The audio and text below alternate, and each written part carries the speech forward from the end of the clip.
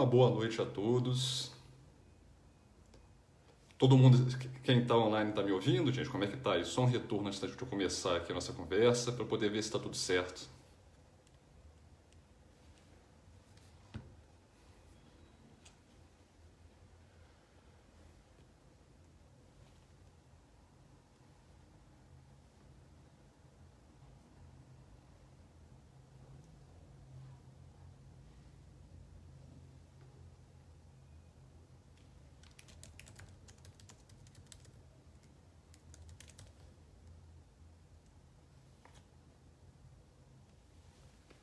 Boa noite a todos que estão chegando hoje para o nosso encontro online.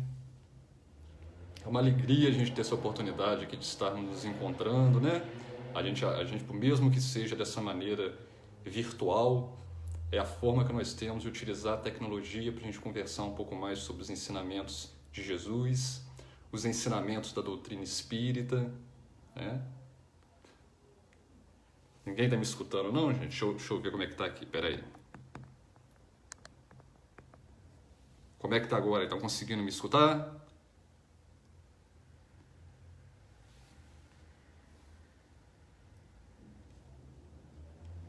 Ótimo, então vamos lá, gente. Vou iniciar, agora que deu 8 horas, vamos iniciar a nossa conversa para a gente começar pontualmente. Então, uma boa noite, agora oficialmente.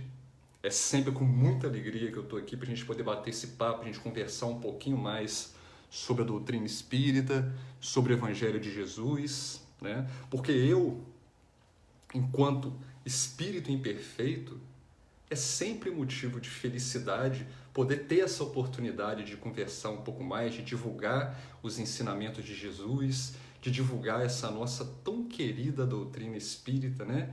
E ainda mais eu sendo imperfeito, porque é sempre interessante a gente conversar sobre isso. Que nós, às vezes que estamos aqui conversando a palavra de Jesus, também nós somos muito mais imperfeitos do que às vezes aqueles que estão escutando. E por nós termos essa possibilidade de estar falando aqui, é para a gente sempre lembrar desse caminho que a gente não pode esquecer, que a gente não pode sair do caminho proposto do Mestre Nazareno. E o tema que eu trago para essa reflexão de hoje, eu até inicialmente eu já peço um pouco de desculpas, porque é a primeira vez que eu estou fazendo uma exposição dessa maneira ao vivo, então acaba que às vezes, como a gente não tem um retorno de quem está nos escutando, a gente não sabe se eu estou conseguindo às vezes falar, se eu estou sendo bem compreendido, mas qualquer questão, você fala, Caio, fala mais devagar, eu falo, e a gente repete o que a gente está conversando, porque a intenção dessa nossa conversa é realmente ser uma conversa para que a gente possa sair daqui hoje aprendendo um pouco mais sobre a doutrina de Jesus, sobre evangelhos, baseado na doutrina espírita, né? Então, o tema que eu trago para a nossa reflexão de hoje é o tema estar no mundo sem ser do mundo. Nós escutamos essa frase no decorrer da nossa vida, né? De diversas maneiras, de diferentes variações, e apesar dessa frase estar no mundo sem ser do mundo, ela não está contida de uma maneira direta no Evangelho de Jesus ou na doutrina espírita.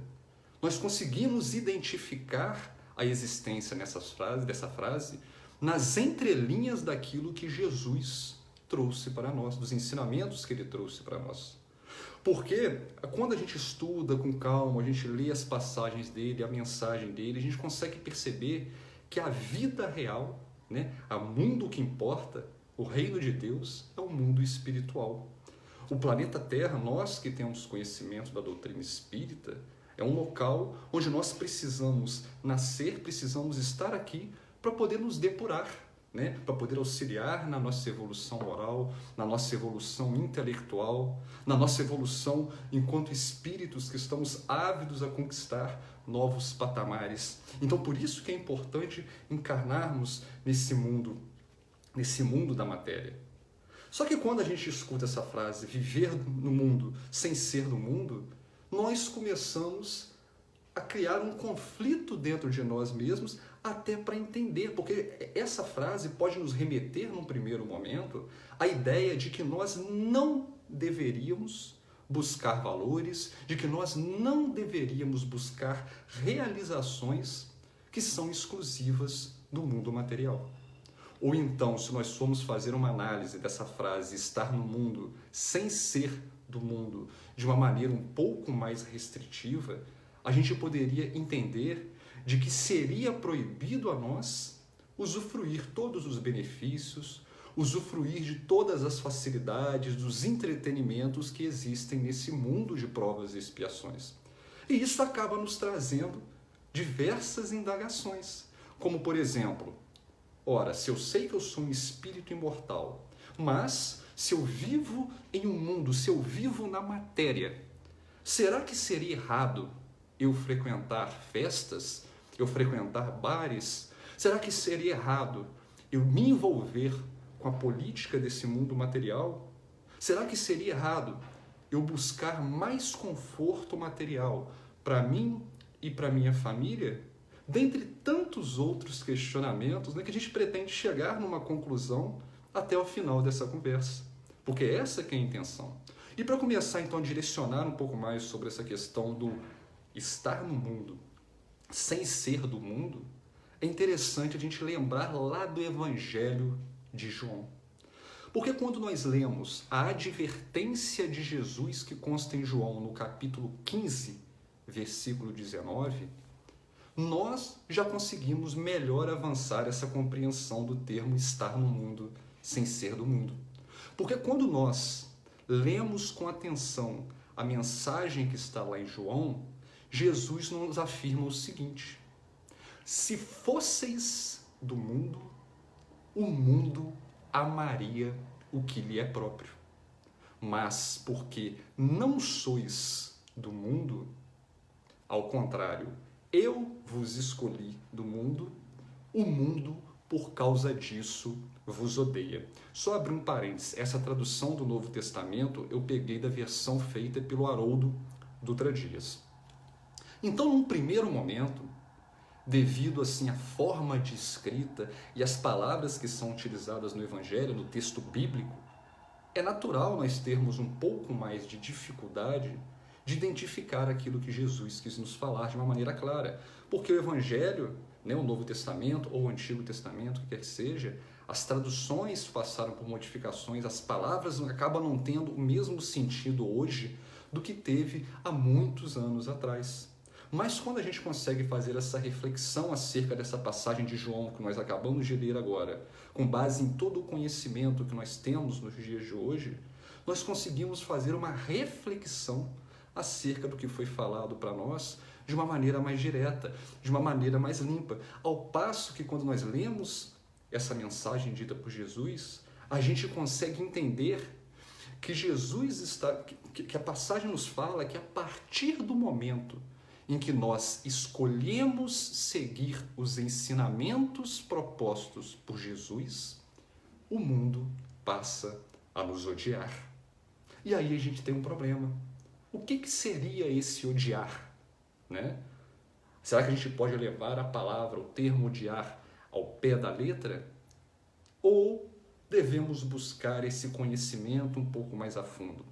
Porque a gente não precisa pegar no sentido literal da palavra, o nosso conhecimento acerca dessa passagem do mestre vai ficar um pouco defasado.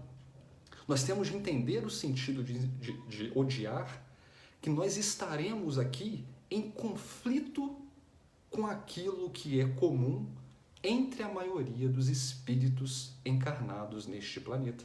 Porque a gente tem de lembrar o seguinte: nós estamos encarnados em um planeta de provas e expiações. E conforme dito por Kardec a nós, lá no Evangelho segundo o Espiritismo, nesse tipo de mundo, infelizmente, existe uma prevalência do mal sobre nós. Né? Nós estamos, até devido à nossa condição psíquica, à nossa condição evolutiva, nós estamos vivenciando pessoas com irmãos, porque nós também não estamos em condições melhores, com irmãos que ainda têm muitos vícios, né, a serem vencidos. Então, no nosso planeta, existe essa prevalência do mal ainda, mas vai mudar.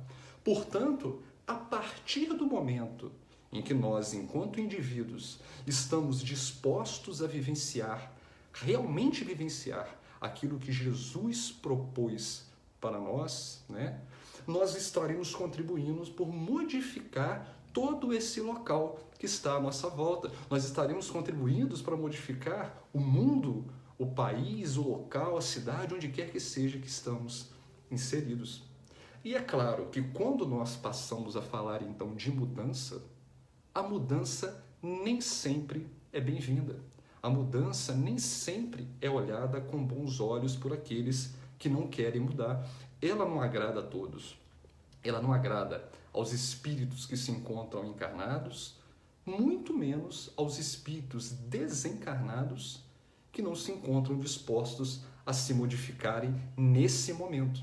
Aí é por isso que nós travamos uma batalha difícil com o mundo. É por isso que tem esse termo lá na passagem de João, que o mundo passa a nos odiar, porque a gente está indo contra aquilo que é prevalente no mundo, né? Contra a materialidade.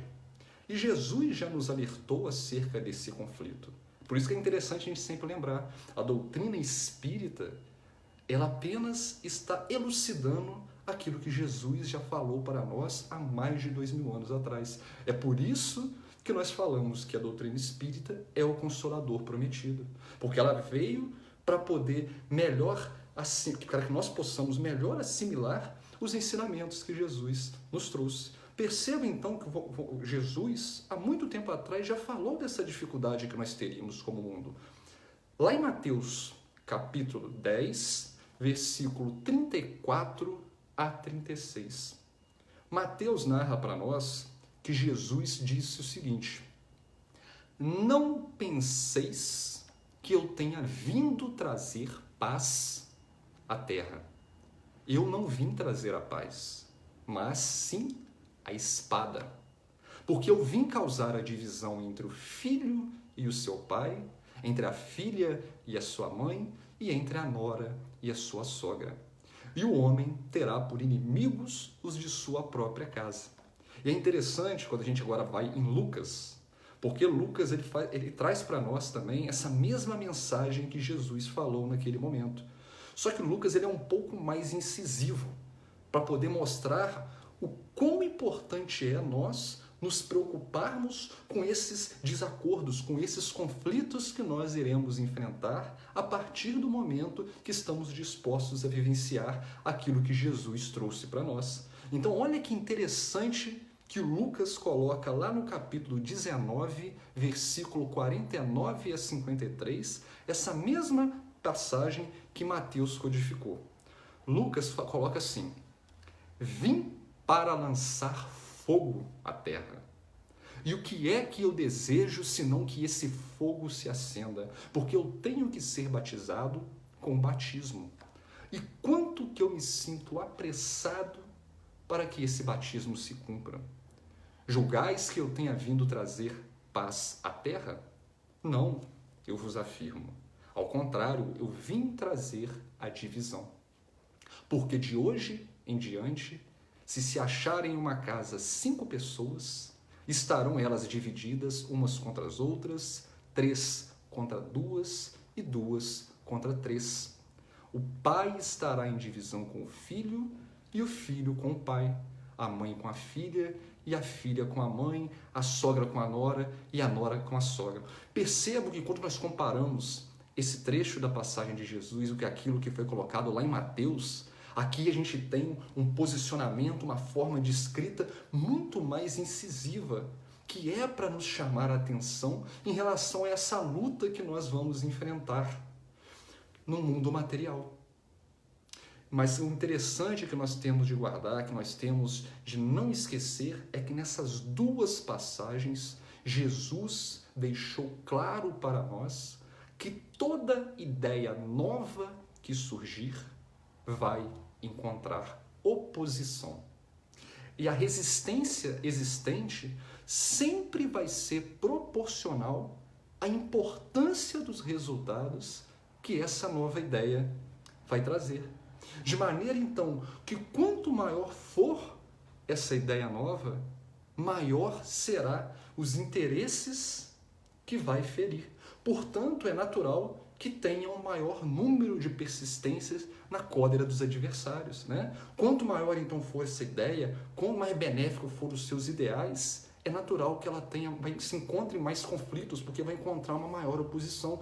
É por isso que quando nós nos propomos a nos melhorar, a sermos pessoas melhores, a buscarmos andar no caminho proposto que foi ensinado por Jesus, a gente encontra dificuldade, às vezes, por aqueles irmãos, por aqueles espíritos que não querem que nós alcancemos a nossa evolução. E é aí que nós temos de estar atentos. É aí que nós temos de olhar para dentro de nós, enfrentar essas dificuldades e continuar essa nossa caminhada. É claro que é difícil, mas a gente não pode esquecer, relembrando Jesus, a gente sempre vai lembrar de Jesus aqui. Nós não podemos esquecer que quando analisamos a época que Jesus esteve encarnado aqui nesse planeta, né? No momento que ele passou por esse planeta Terra, nós percebemos então que a doutrina do Mestre veio modificar toda a ideia religiosa que existia naquela época, que existia naquele momento. Porque o que Jesus estava professando entre as pessoas era uma doutrina que discutia, que discordava de todos aqueles abusos que estavam sendo praticados pelos fariseus, pelos escribas, pelos sacerdotes daquela época, do tempo dele. E foi por isso que mataram Jesus. Porque eles estavam certos de que se matassem o homem, matariam a ideia. Mas a ideia felizmente sobreviveu, porque é uma ideia verdadeira. É aquilo que Deus quer que nós absorvemos. E hoje, se nós passamos a considerar que os ensinamentos de Jesus, né, ainda não foram consolidados no coração de cada um de nós, porque é verdade, ele não foi ainda consolidado. É por isso que nós estamos enfrentando diversas dificuldades ainda, nós estamos nesse desafio, principalmente que estamos, né, nesse momento de transição do planeta de provas e expiações para o mundo de regeneração. Então, é natural que ainda não houve a consolidação dos ensinamentos de Jesus dentro de nós. E aí, a partir do momento que a gente vai contra essa corrente, que a gente começa a levantar a bandeira do Mestre, né? Que a gente começa a propagar o que é bom, aquilo que Deus quer que seja propagado em nossa sociedade, é natural estarmos indo com a ideia vigente da sociedade, que é a ideia materialista. E aí a gente encontra os conflitos. E aí fica difícil de nós combatermos esse ideal que está consolidado à nossa volta, que está consolidado na sociedade em que nós vivenciamos. No entanto, se nós optamos por sermos discípulos de Jesus, se nós optamos por termos conhecimento da doutrina espírita e de realmente vivenciarmos aquilo que nós estamos estudando, que estamos propagando, nós temos que pegar esse conflito, nós temos que continuar a nossa caminhada, por mais árdua que seja, sem esperar um caminho repleto de flores, né? Porque a gente não pode esquecer que Jesus, que trouxe essa mensagem de amor para nós, infelizmente foi recebido pelos homens no Calvário. Portanto, é muito importante nós termos na nossa mente que não ser do mundo, ele não pode significar que iremos negar o mundo ou então que nós iremos fugir do mundo. Nós temos de lembrar que o Evangelho de Jesus, diferente do Antigo Testamento, ele não se trata de um conjunto de normas permissivas ou de normas restritivas, porque o Novo Testamento é sobre como nós podemos ser a luz necessária nesse mundo que nós estamos vivendo. Por isso que o objetivo proposto, tanto por Jesus quanto pela doutrina espírita, é que nós consigamos nos modificar e assim sermos um instrumento capaz de alinhar os padrões vigentes do mundo com aqueles padrões vigentes que Deus quer, que Deus nos apresentou por meio dos exemplos de Jesus, que Deus nos apresenta por meio das respostas trazidas pelos Espíritos na codificação de Allan Kardec, né? E nesse sentido, nós já fomos alertados também por Paulo de Tarso. Quando nós olhamos lá em Romanos, no capítulo 12, Paulo nos disse o seguinte: não vos conformeis com este mundo, mas transformai-vos, renovando a vossa mente, a fim de poderdes discernir qual que é a vontade de Deus, o que é bom, o que é agradável e o que é perfeito. Percebam então que tanto Paulo quanto Jesus, lá em João, em momento algum, vem criar para nós restrições em relação à nossa atitude, em relação àquilo que nós devemos ou não fazer enquanto estivermos vivendo neste mundo. A questão principal, o desafio que é proposto a nós, está em nós identificarmos o nosso papel perante esse mundo material. Como é que nós estamos agindo na matéria? Como é que nós estamos contribuindo com aqueles que estão à nossa volta dentro das dificuldades encontradas nesse mundo de provas e expiações? E aí a gente tem um outro questionamento que também é interessante da gente fazer. Será possível, então, nós nos diferenciarmos do mundo? Esse ponto é muito interessante a gente fazer uma atenção, porque, estranhamente, nós, na maioria das vezes, queremos tratar o mundo como se nós não fizéssemos parte dele. Nós esquecemos que o mundo, o que compõe o planeta que nós estamos, é a coletividade. O mundo sem as pessoas, ele é neutro. O mundo ele vai ser, entre aspas, bom ou mal, conforme aquelas pessoas que estão encarnadas naquele local. É a coletividade que determina o que é ou o que não é válido em um local específico, em um tempo determinado. Tanto que hoje tem muitas coisas que a própria sociedade abomina, que há tempos atrás era totalmente permitido, era totalmente aceitável. Por isso que se nós, como somos partes dessa coletividade, nos cabe atuar de uma maneira ativa para poder modificar aquelas coisas que não estão em conformidade com os desígnios de Deus, para poder contribuir que esse coletivo se melhore.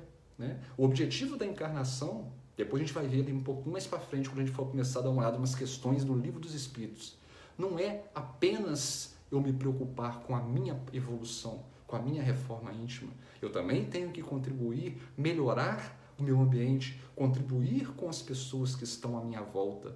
Essa é a verdadeira caridade. E a gente não pode esquecer, isso é muito importante, a gente tem de lembrar que nós estamos em um mundo de provas e expiações, não apenas devido ao fato de que nós temos de provar e de expiar. Nós estamos aqui porque, devido à nossa própria imperfeição, à nossa qualidade evolutiva, nós ainda somos afeiçoados a esse tipo de planeta. E eu vou colocar aqui planeta entre aspas, porque, vamos lembrar mais uma vez, o planeta é neutro. Quem faz a sintonia do planeta, se ele é bom ou ele é ruim, são os espíritos que estão alocados nele, sejam espíritos encarnados, sejam espíritos desencarnados.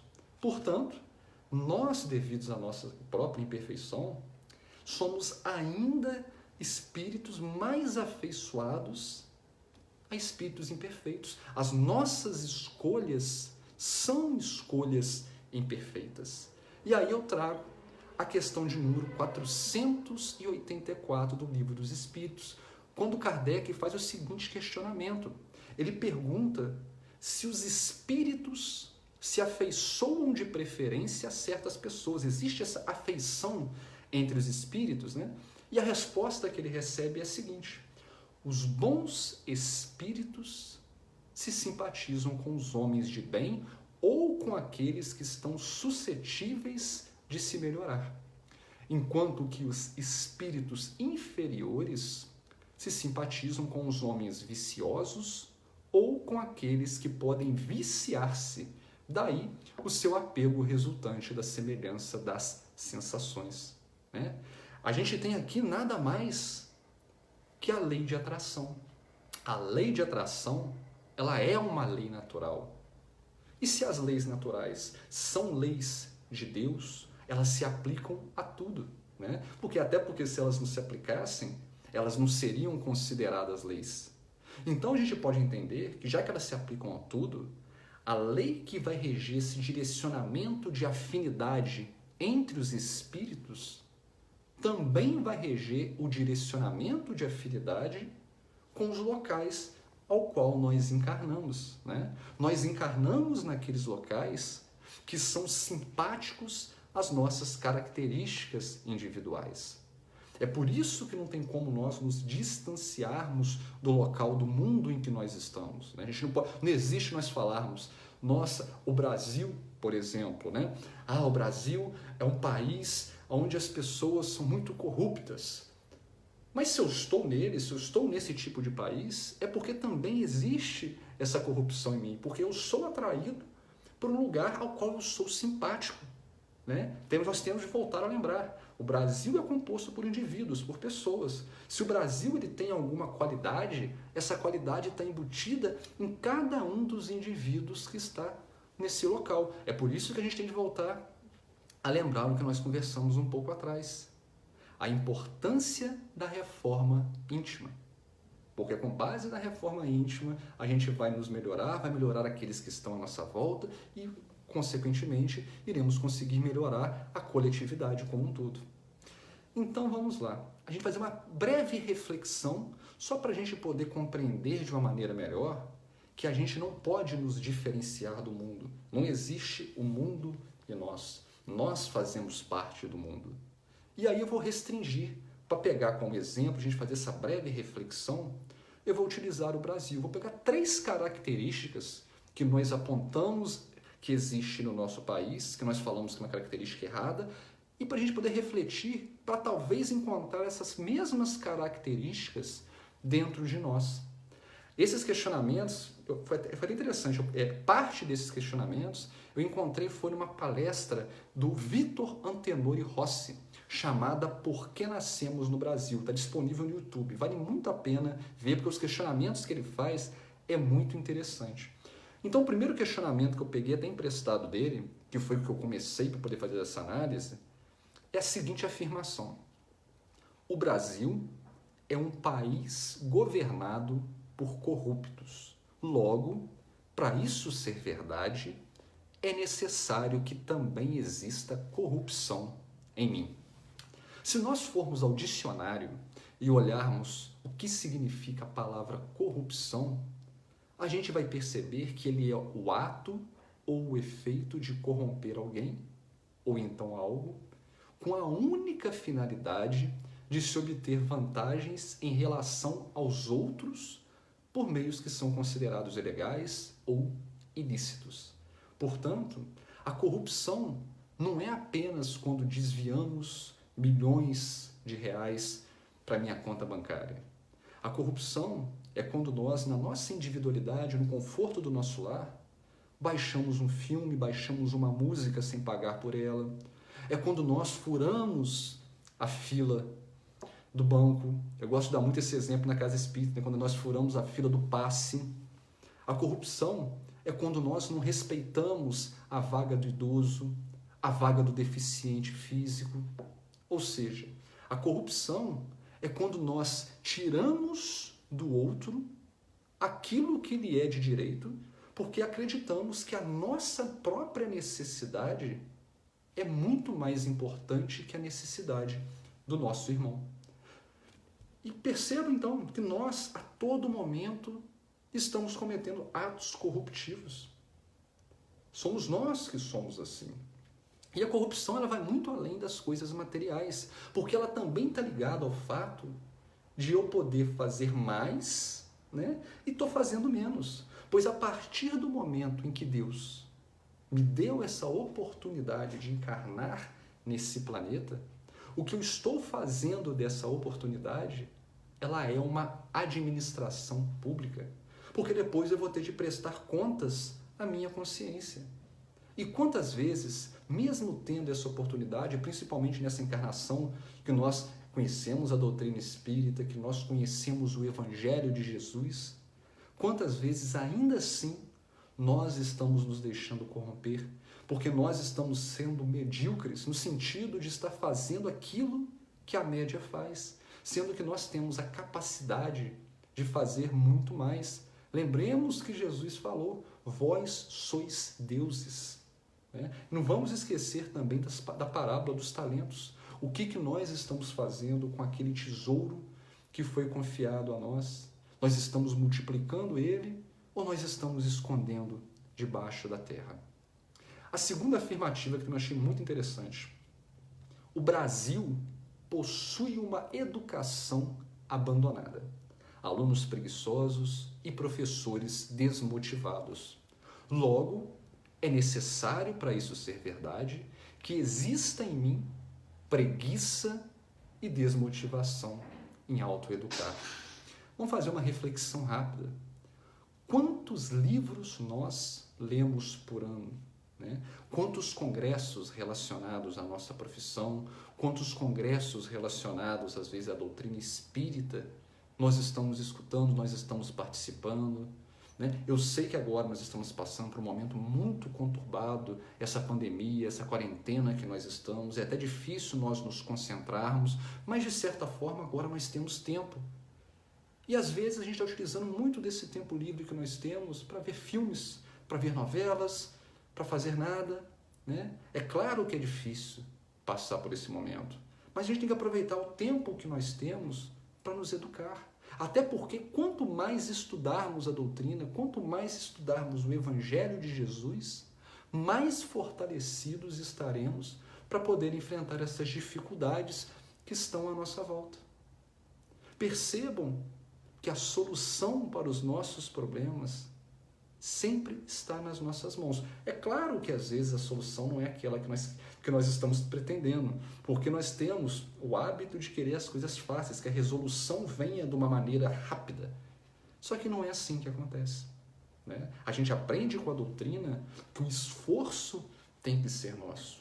Tudo tem de partir da gente. Aí voltando agora para essa afirmação, para a gente não expandir muito, sobre a questão que nós não temos o hábito de nos autoeducar, então a gente às vezes fala que não tem tempo. Quando nós falamos que não tem tempo, a gente fala que não tem dinheiro. Mas será que não temos dinheiro? Porque às vezes a gente paga R$100, R$200 para poder ir numa festa, para poder ir num show, para comer uma pizza, né? Às vezes gasta R$2.000, R$3.000 para fazer uma viagem no final de ano.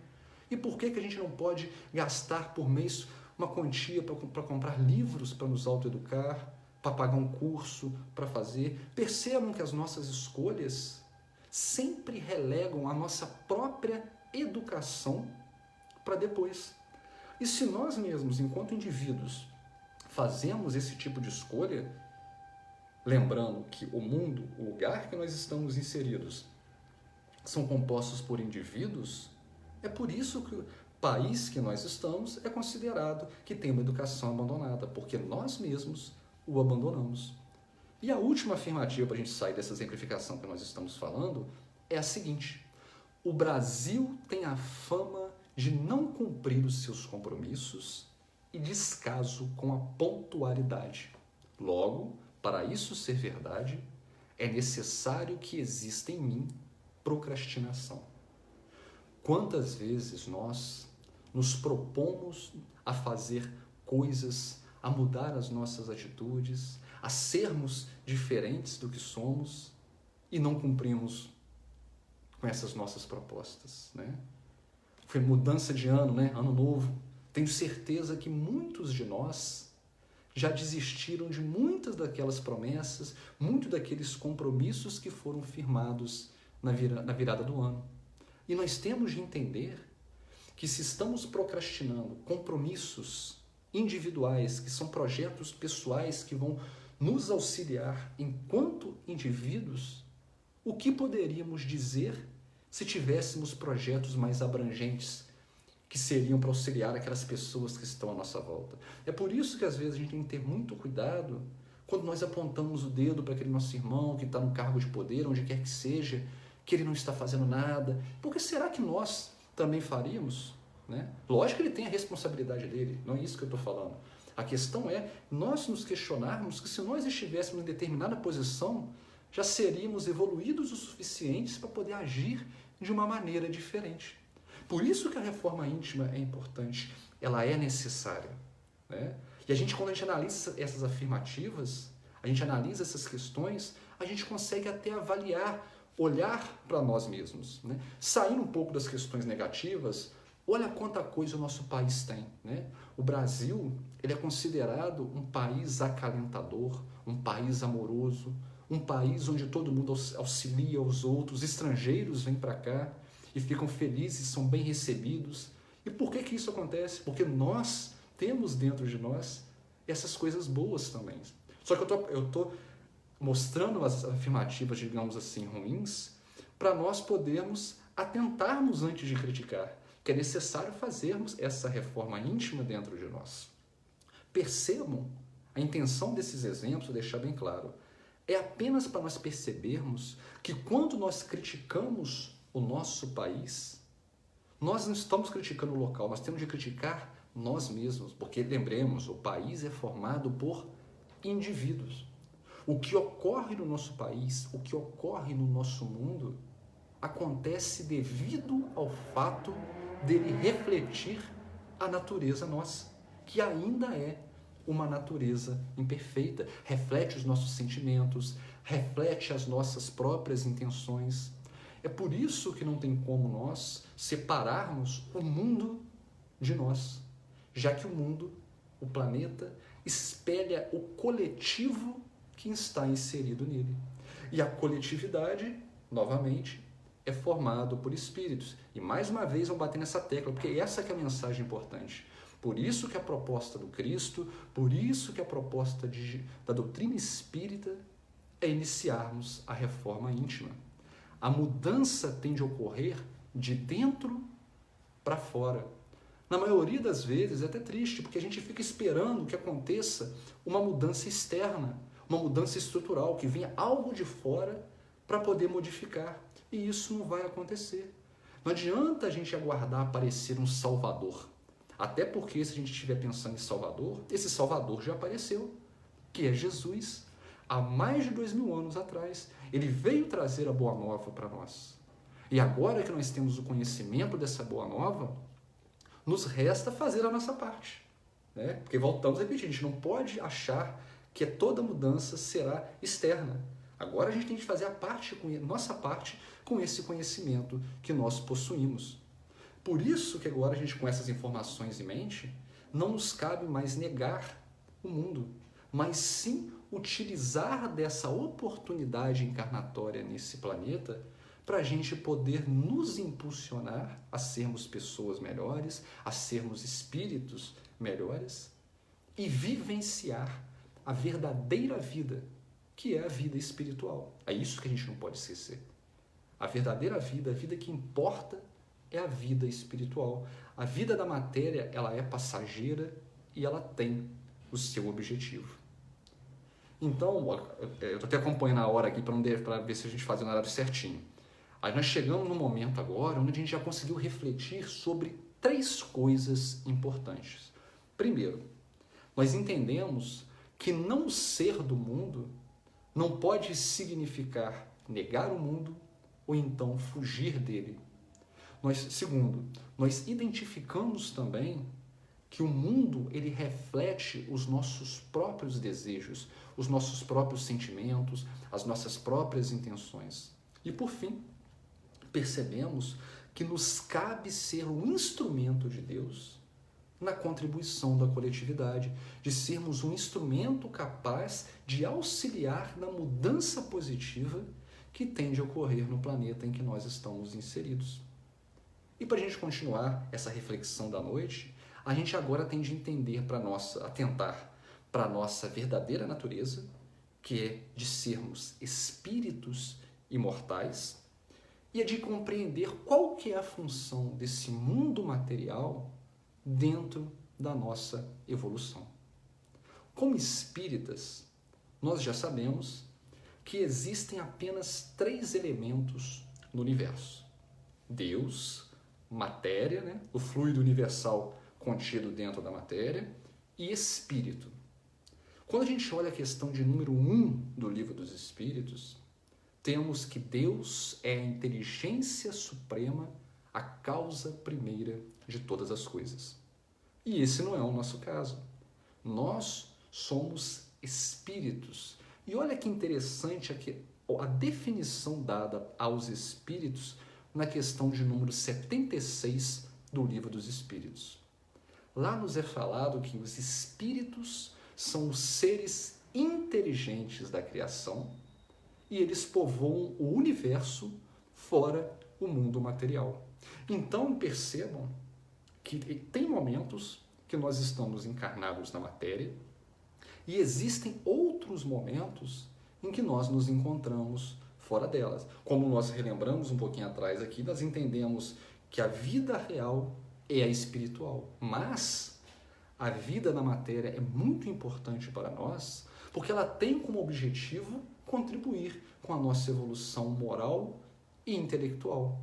E aí a gente não pode esquecer do objetivo da reencarnação. Porque às vezes, até sendo espírita, nós nos pegamos falando assim, nossa, para que eu tenho que reencarnar? Para que eu tenho que voltar nesse tipo de planeta? Né? E aí a gente olha essa resposta lá na questão de número 132. Nessa questão, Kardec pergunta, qual que é o objetivo da encarnação dos espíritos? E os espíritos respondem o seguinte, Deus lhes impõe a reencarnação com o fim de fazê-los chegar à perfeição.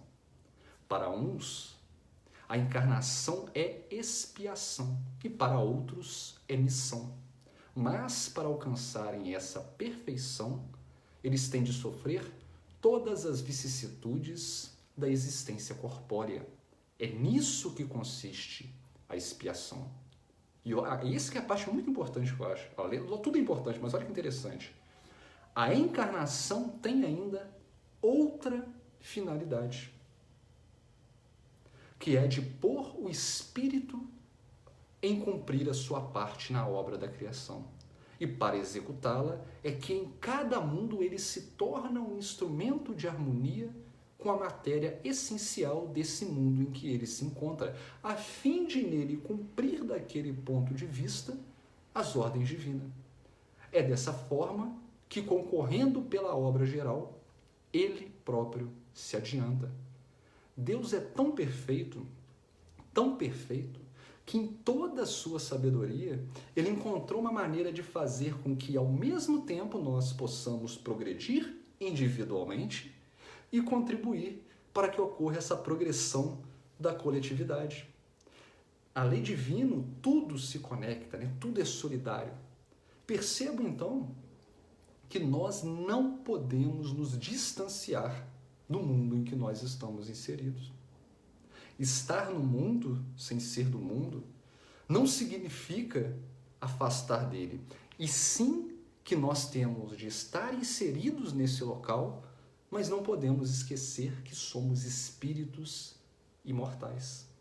Que nós não podemos duvidar da existência de uma vida futura, da existência de uma vida fora da matéria. Porque se nós esquecermos disso, provavelmente iremos dirigir todos os nossos pensamentos, todas as nossas intenções para a vida terrestre.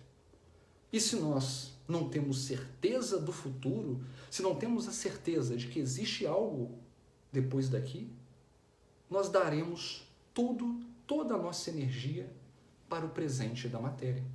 E aí, como dito no próprio Evangelho segundo o Espiritismo, se nós não conseguimos visualizar a existência de bens mais preciosos que os bens espirituais, né? Achar que só existe, se nós não conseguimos identificar que existem bens mais preciosos que os bens existentes aqui na Terra, se a gente não consegue enxergar que existe algo no mundo espiritual, nós nos comportamos iguais crianças.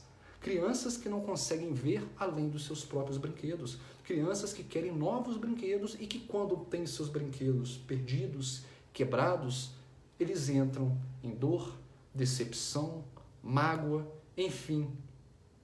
Ele mesmo causa a si próprio torturas, né?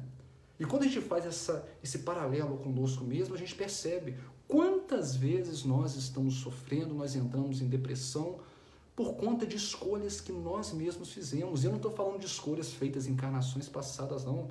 Às vezes nós, sabendo que tal decisão que nós tomamos é errada, a gente toma aquela decisão e a gente está colhendo hoje a dor, né, que nós plantamos lá atrás. Por isso que a gente tem que ficar mais atento. E também, se a gente deixa essas coisas ocorrer, se a gente para de pensar na existência do mundo espiritual, a gente acaba perdendo mais uma oportunidade encarnatória. Porque a gente passa a ficar preocupado apenas com as coisas do mundo, ao invés de utilizar os recursos que nós temos para poder contribuir com a nossa evolução. E aí, para a gente poder começar assim, partindo para essa nossa reflexão final, como a gente falou lá na introdução desse problema com o mundo, se nós podemos às vezes ir nas festas, se nós podemos aproveitar das coisas que o mundo tem, e aí agora é o questionamento que nós fazemos. Será que nós, enquanto espíritas, será que nós, enquanto pessoas que estão buscando evoluir, pessoas que estamos sendo melhores, será que para nós então é certo ou é errado ir a festas, ir em bares? Será que é errado ou certo nós buscarmos mais conforto para a nossa vida e etc? Para a gente entender isso, a gente tem que compreender que a doutrina espírita, em momento algum, vem falar para nós o que é certo e errado. Porque a doutrina espírita compreende que cada um de nós possui um grau evolutivo diferente. Ela não nos condena. Seria como se nós estivéssemos condenando, às vezes, uma criança de 5 anos por ter deixado cair um copo no chão e quebrar. Né? Os espíritos superiores não nos condenam, eles querem nos auxiliar para que nós superemos, para que nós sejamos pessoas melhores. No entanto, apesar da doutrina espírita não nos condenar, ela vem nos demonstrar quais são os comportamentos que se encontram mais próximos dos espíritos imperfeitos e quais que são aqueles comportamentos mais adequados aos espíritos perfeitos. De maneira ainda a nos auxiliar, né, a demonstrar para nós os desafios que nós iremos enfrentar, caso queiramos ser pessoas melhores, e as consequências que teremos de aturar, caso queiramos continuar estagnados no mesmo lugar. Então, por uma questão de lógica, já que somos inteligentes, né, Deus nos deu essa capacidade de raciocinar. Se sabemos que somos imperfeitos e que temos de evoluir, se nós sabemos que é difícil vencer os nossos vícios por eles estarem arraigados ainda dentro de nós há muitas encarnações, é necessário observarmos o nosso comportamento para a gente não continuar procedendo da mesma maneira. Então eu vou dar só um exemplo para a gente conseguir compreender essa questão de que não é questão de certo e errado, e sim questão de raciocínio. Vamos pegar um exemplo aqui, eu volto a repetir, gente, é apenas um exemplo de uma coisa cotidiana que está à nossa volta. Vamos pegar a questão da bebida alcoólica. Vamos supor que eu seja uma pessoa agressiva, né? E eu identifiquei essa agressividade e a partir de agora eu não quero deixar de ser uma pessoa agressiva. Eu identifiquei que quando eu estou sóbrio, eu estou bem, eu consigo controlar a minha agressividade. No entanto, percebi que a partir do momento que eu consumo bebida alcoólica, eu perco esse controle. Então, se eu já identifiquei que essa é uma imperfeição que eu quero modificar dentro de mim, e se identifiquei também que eu não tenho controle sobre ela a partir do momento que eu estou consumindo alcoólico, pela lógica, né, pela minha inteligência, eu decido então, fazendo um esforço, porque não é fácil, que eu vou deixar de consumir alcoólicos. E aí continuando o nosso raciocínio. Deixei de consumir alcoólicos. Mas eu sei que eu sou fraco, que eu sou um espírito imperfeito. E eu sei que dependendo do tipo de ambiente que eu enfrentar, eu vou ser mais testado. Eu terei maiores dificuldades de me manter firme naquilo que eu mesmo escolhi para mim. Então, para que eu vou frequentar ambientes onde existe esse tipo de consumo deliberado? Perceberam que não é uma questão de proibição, e sim uma questão de autoconhecimento, de nós entendermos, de nós termos ciência do que vai contribuir ou não para a minha própria evolução? A gente não pode esquecer que Paulo de Tarso já nos disse isso, né? Lá naquela carta que ele escreveu lá em Coríntios. Tudo me é lícito, mas nem tudo me convém. Nós temos o nosso livre-arbítrio. Só que a gente não pode esquecer das consequências, porque existe a lei de causa e efeito. E se nós sabemos que somos espíritos imortais e que o nosso objetivo é a evolução, por que nós às vezes estamos estagnando? Por que nós ainda estamos insistindo em mantermos dos nossos próprios vícios? E aí, quando a gente está falando ainda na questão do local, a gente não pode desconsiderar que nós somos totalmente influenciáveis. Tanto que na questão de número 459, quando Kardec pergunta se os espíritos influem em nossos pensamentos e em nossos atos, a resposta é muito mais do que imaginais, pois frequentemente são eles que vos dirigem.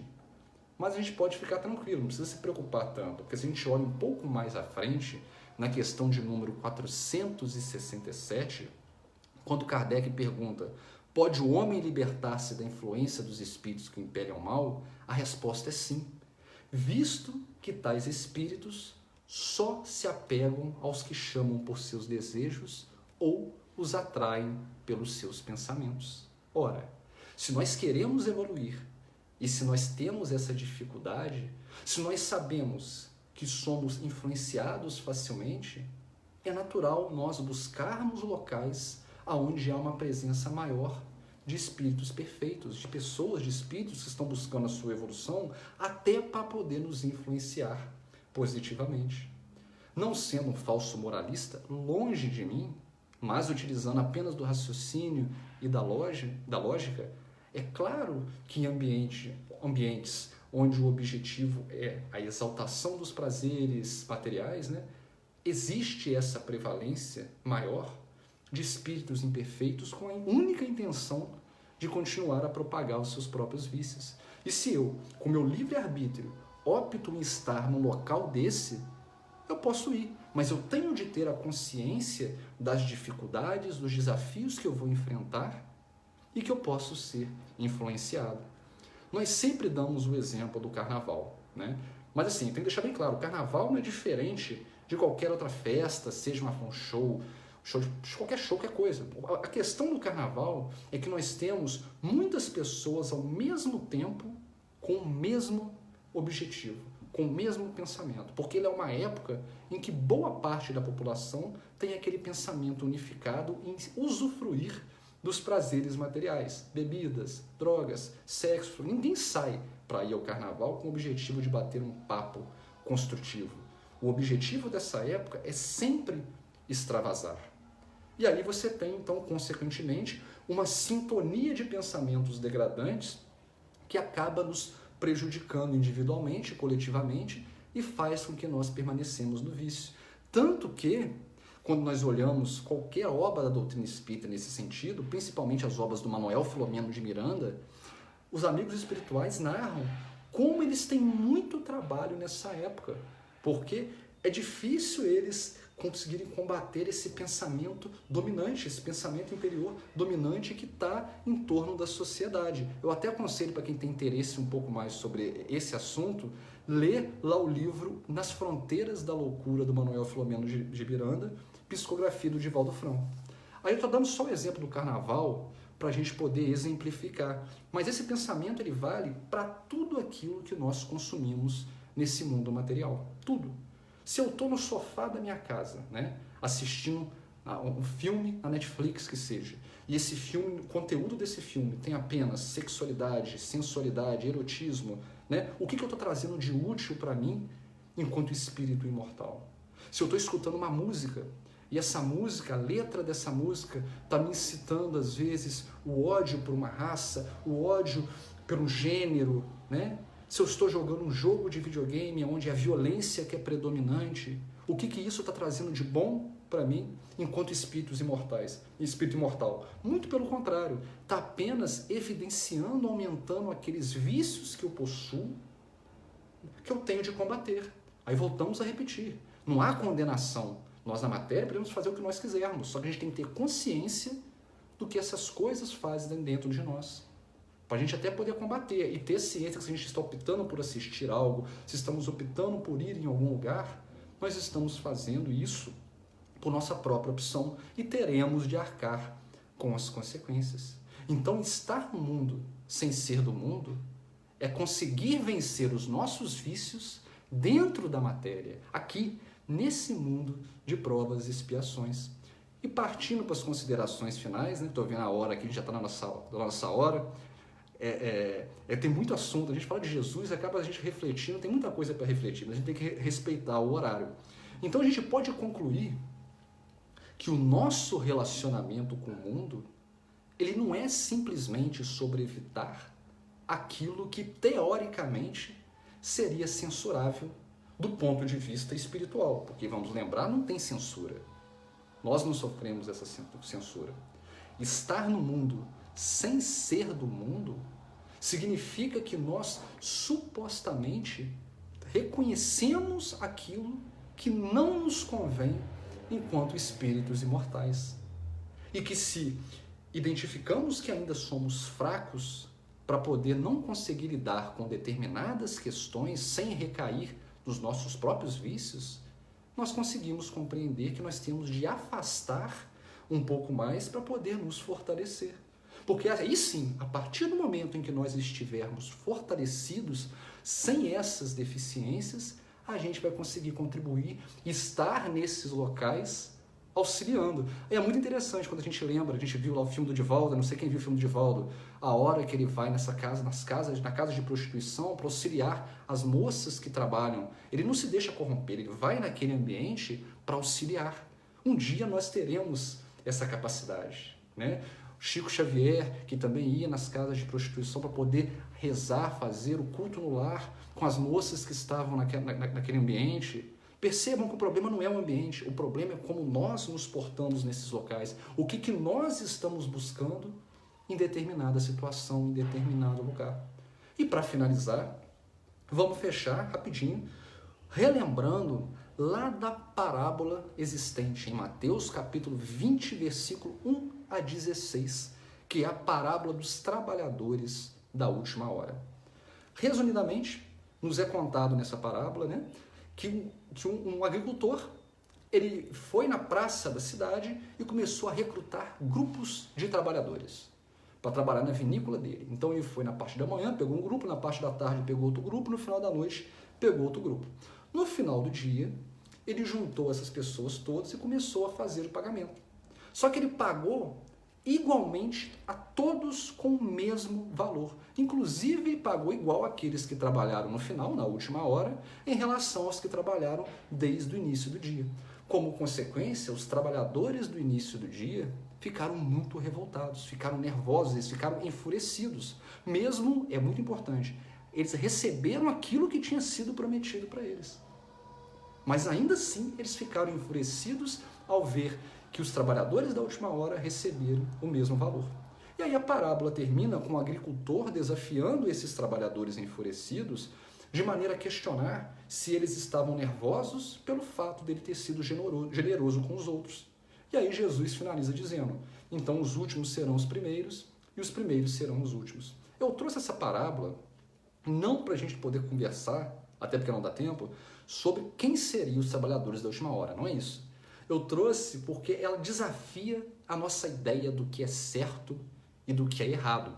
Porque quando a gente analisa essa parábola, geralmente a gente compreende ela com essa visão do mundo, com a visão da matéria, aonde a gente, inclusive, num primeiro momento, concorda com os trabalhadores que ficaram enfurecidos, já que a gente tem dificuldade de compreender o quão generoso Deus é. Nós ficamos, às vezes, muito preocupados com a justiça de Deus e não nos preocupamos em sermos melhores.